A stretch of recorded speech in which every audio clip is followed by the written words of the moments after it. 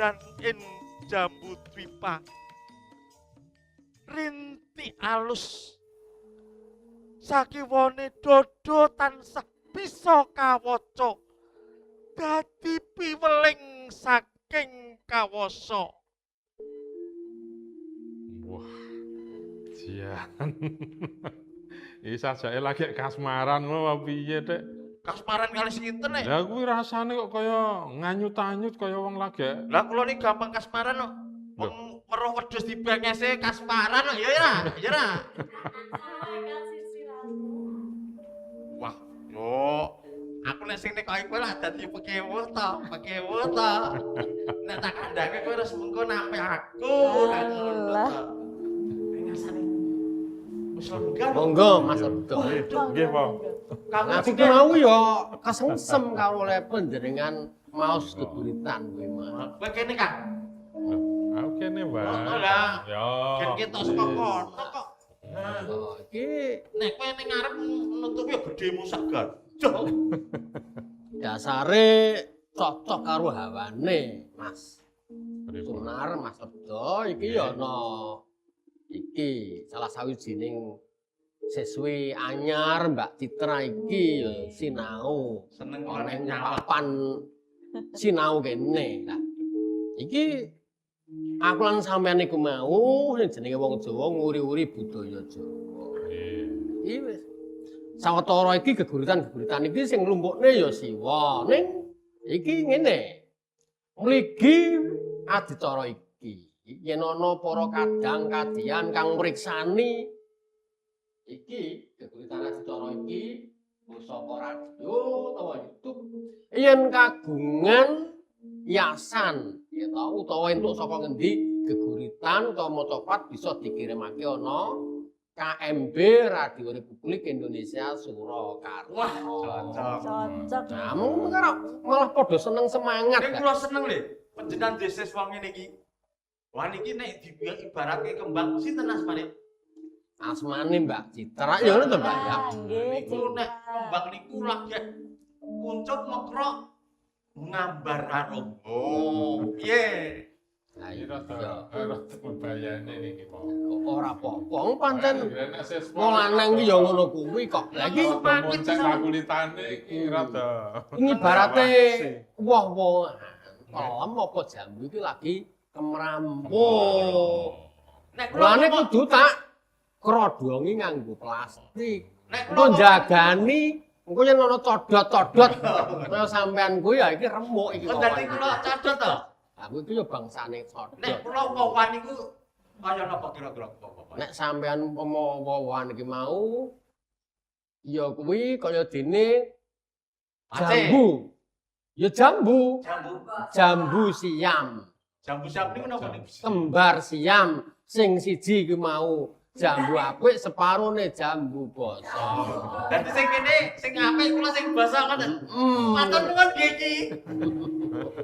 Iki ya mung gegojekane ya Mas Sunar ya. Ngambali niku oleh, Pak. Panjenengan ngendika nek sinten kemawon ingkang ngripta utawi damel utawi kagungan Geguritan utawa motopat saged pun aturaken dhateng KMB RI Surakarta. Mengko bantul diwaca ana pahaman kene. Ana awi sastra Jawa kene. Lah saiki yo ndang diwiwiti engko selak Lah niki ya, iki nggone Mas Abdo iki. Nggih. Omong. Oh nggih. Monggo. Nuwun, Pak. Iki saiki sapa sing arep urip dhisik? Lah niki mau tenane kula lak petilan. Heeh. Petilan niku namung sekedhik sing kula. Mbok waca iki, Mas. Nggih, niki aja kula bacutke iki. Nah, coba jangkepe kaya ngapa? Oh. Mas Sunar. Ricikan swaramu dening asma sandi. Yen to pancen swara iki swaramu. Bengi iki setitik wae aku bisa kaprungu reroncening kaendran ing jambu dipa. Rinti alus sakiwane dodo tansah bisa kawaca dadi piweling saking kawasa. Yen to swara iki gendingmu sedidik wae parenga kanggo ku marem ngrasa bangeting endah pratandamu mring ricikan slendro andangu piwulang luhur saka satemah pijer wengi ngandhut isi kebak donga kalantun mungguh kamulya. Bingung niki tegese napa niki? Ya ta ora rada angel lah. Ngene ya. Beda ya, beda karo puisi to geguritan wantah. Iki geguritan sinandi. Sinandi niku pripun? Sinandi ku mau geguritan sing pancen basane lan alur isine ku mung pengarange dhewe sing ngawuhi. Nah, mula angel digagapi. Ning kuwi wis dadi wewenange sing rakit sebab iki seni modern. Nggih. Beda karo seni Jawa iki seni Jawa iku mau kolektif. Kolektif. Dadi ora ana sing duwe anonim. Ning yen seni modern kaya geguritan iki duwe hak cipta. Dados menika persepsine kasumahaken dhateng ingkang sami maos. Lah, ingkang sami maos lan ingkang mirengaken kuwi digagapi apa? Oh, ngoten. Ning sing paling ngerti ora liya ya sing nyasa kuwi. Ngoten ya. Nggih. Saiki genti Mas. Odo, monggo Mas. Kula tak nyobi geguritan nggih. Kidung pangarep-arep dening Sandyasma. Ngadeg jejeg ing punjering wengi. Ngematke Sri Tanjung. Sayup-sayuping lintang. Mega kang ora tau kari nyawang ing reroncening kidung kang kumandang.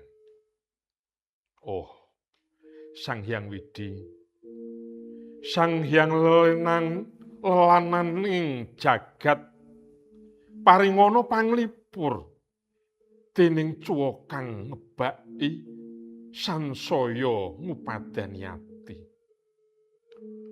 Boreh pangarep-arep, priya kang ditresnani, ngumbara lan ngabekti mring negara lan luhuring pakreti. Iki sithik-sithik rada iso digagas. Nggih, niki saged nih. Nah, iki sawijining wong sing kangen marang salah sawijining pasangane kang lagi ngumbara saka kampunge, mbok kuwi garwane, mbok kuwi pacare. Ning iki tetep ya sinandi wong sing yasa wae nganggo tembung Sandyasma. Ateges iki dudu jeneng sing sak tenan. Nek ngono to? Ayo saiki coba kaya ngapa Mbak Citra. Gage tak pidangetke Yayi garwane. Ya ora kudu lungguh lho Mbak Citra jumeneng ya kena wae. Garwane sapa? Yayi garwane wong sak kampung ngono kae lho. Kuwi Iki ora kudu iki. ngono. Iki sing Kuwi sesembranan kok Ngono. garwane wong sak kampunge ora ya remuk to Mas. lah niki Sing sing siji wis ribet kok. sing gadis kok monggo. Kula Ayo. geguritan mawon nggih, Wak. Kaya ngapa Mbak Citra? Pemut dening Biyung Ami. Jeng sumenekna penggalihmu ing jembare rasa darana. Ayiwa kongsi kentir ing elening bena bangludira. Nepi ing gisik dolanan otak-atik matuke sanepa. Den wolak-walik kanthi waskita werdi kang sanyata. Waspadakna. Piji endi kang becik lan endi kang ala. Nulya gage gumregah sigra nurutna ilining tirta amerta. Nah niku Nanti kaya ngono jerone. Lah nggih to. artine napa? Nah, iki alon-alon le gagapi iki jero iki. Lho. Lah sawijining karya sastra iku mau ana obyeke Mbak Citra iki. Obyeke iki ana tembung-tembung iki. Mengko mesti ana maknane utawa amanat saka geguritan iku mau. Nggih. Semenekno penggalihmu sumenekno iki kon leren. Ing jembaring rasa darana. Darana kuwi sabar. Wong kon sabar. Oh, ngoten. Hayiwa kongsi kentir lho. Hayiwa kuwi aja nganti. Hayiwa kuwi aja kongsi nganti. Kentir. Hayiwa kongsi kentir ing ilining bena bang ludira. Bena iki banjir. Oh, nggih. Iki kan Nggih. generasi anyar ngene iki bena apa ngono iku ora ngerti. Lah nggih. Nepi ing gisik-gisik ing pinggiran dolanan utak-atik matuk sanepa. Sanepan iki sawijining bab sing boten wantah. Pamane wanita kuwi disanepake kembang. Nah, niku Kuwi wau. jenenge sanepa. Nggih. Kakung diarani kombang, diarani Nah. bermoro kuwi Nggih. jenenge sanepa. Lah iki warik sing kari dhewe iki pesan morale ana kene iki. Nulya. Waspadakno biji endi kang becik lan endi kang ala. Nulya gage gumregah sigra nuruta ilining tirta amarta. Napa niku? Tegese aku lan sampeyan iki kon waspada. Bedakno endi sing becik, endi sing ora. Sing becik ditindakne, sing ora ya dibuang. Lah, banyu amarta iki banyu penguripan. Ya.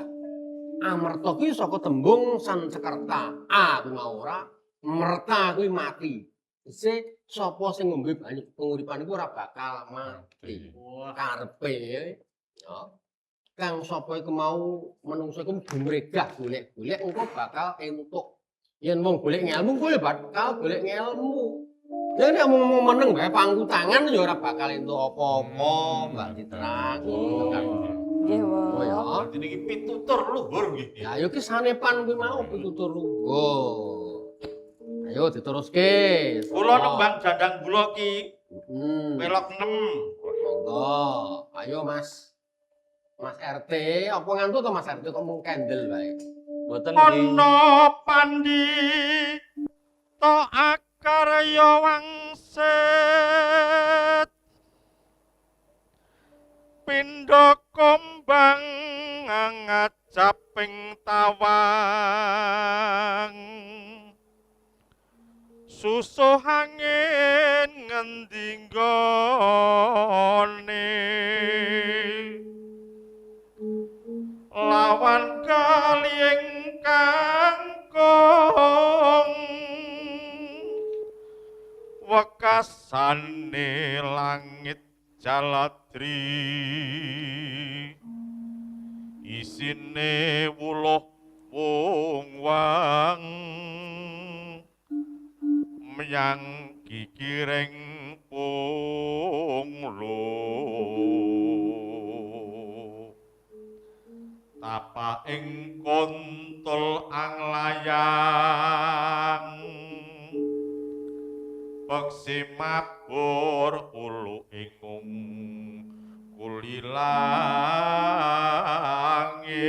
kulilangit kusumonjrah ing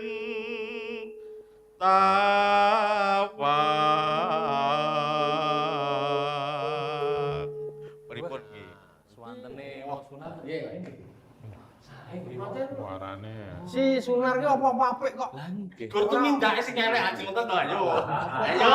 Ayo. Yo, gur tekone kuwi sing ora apik. Niki pas ngepasi nek mboten nglokor nggih ngoten niku. Pokoke saya tuwa, saya Remuk ngono. Kok sik, lha iki malah disambi, ora malah ora kedahar. Tenan saestu niki. Lah niki nek Kula mengke ngamuk kamu seneni. kula paham niki lah mengke suwanten kula. Iki bali nyang iki. Iki jenenge Kidung Purwa sejati. Niki bingung kula ki. Ya, iki Kidung Purwa sejati. Ha? Yen ora kleru ki tedhakan Kanjeng Sunan Kalijaga iki ora sembarangan iki sakral iki. Waduh. Coba Tulak Ana balak nggih pandita wong niku. akarya wangsit. Menapa menika ingkang tulak balak menika nggih menika to, Pak? Lah inggih tunggale Oh, ngaten. Kidung Sasongko Jati kae. Nggih, nggih. Pindha kombang ngajaping tawang. Susuh angin ngendi nggone? Teko ngerti ora? Susuh angin iki manggone ana ngendi, Mas? Mboten lah Susu angin angin. mboten katon nggih. Lawan galiying kangkung. Lah wong kangkung ki rak bolong. Lah, Kok kon goleki galiye? Kangkung ki rak bolong to jerone. Oh, nggih. Lho, Oh, wekasane langit jaladri. Entek-entek langit ku ana ngendi? Lah nggih to. Ah, kuwi jenenge tembung isbat. Isine wuluh niku. Lah iya. Jadi iki meh padha surasane. Susuhe angin, susuh angin. Jebul susuhe angin ki mau ana paru-paru. Yo ora. Oh, dadi sing Paru-paru ki sing sampeyan angin. iso urip niku nggih. Ya saka lane kaya Werkudara ning Serat Dewa Ruci ki kon goleki gum susuhe susuhe angin. angin nggih. Ya, tegese. Ora sok ambekan to. Sok ambekan lah. Wening ing pikiran iku mau dinayan saka oleh nata ambekan kuwi. Wah, Nek wong atune kemerungsung lha ambekane mesti menggah-menggah.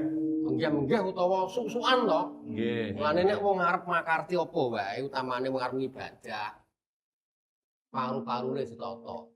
Ditata ambekane ditata sik. Arep nyar. Nggih. Atine semeleh sik.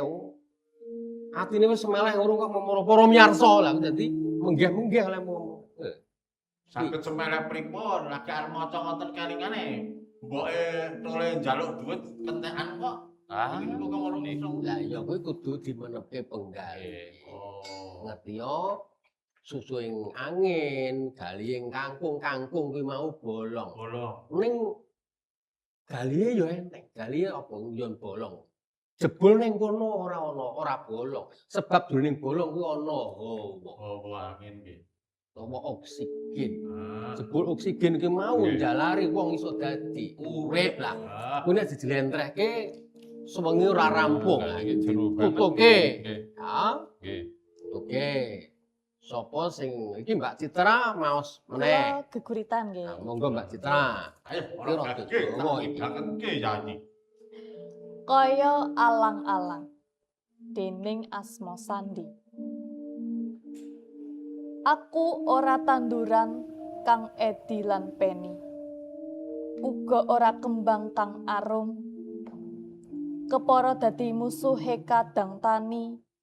Apa maneh pangarep-arep tinandur ana ing taman sari. Aku cinipta mung dadi alang-alang. Kang tumukul ana sela-selaning bumi, aku ngrumangsani. Yen saderma alang-alang ingkang ngebaki sesawangan tanpa ana daya lan guna. Aku mung tanduran ana pinggir dalan, kang ora gampang tumpes lan pangrasaku. Urip kang landhesan bekti marang Gusti lan gondelane marang ayat-ayat suci. Bedole marang oyot-oyot iku kang bisa dadi tamba. Godhong-godhong kang ditaleni kenceng dadi siji, kang iso nggawe nutup gubuk katresnan. Minangka dadi bekti marang agesang. Nah, wis jeruk banget. Wes, kula Pripun? Wis diteruske wae Mas Lebdo. Ayo Mas. Nggih. ampuh Terus saya Mas Mas. Lebdo. Mas Lebdo, Mas. Kula tak nembang nggih, Wah. Wah, nggih. Monggo Mas Lebdo. Sinom. Hmm. Ujaring paniti sastra awamarah asung peleng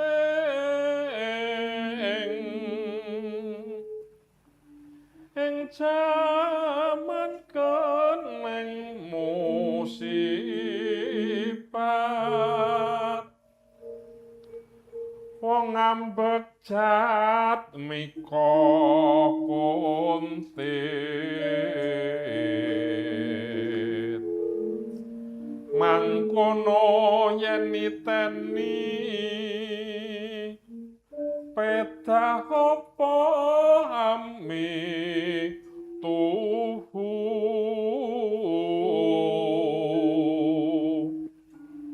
pawarta lulawara mundha angreronta ati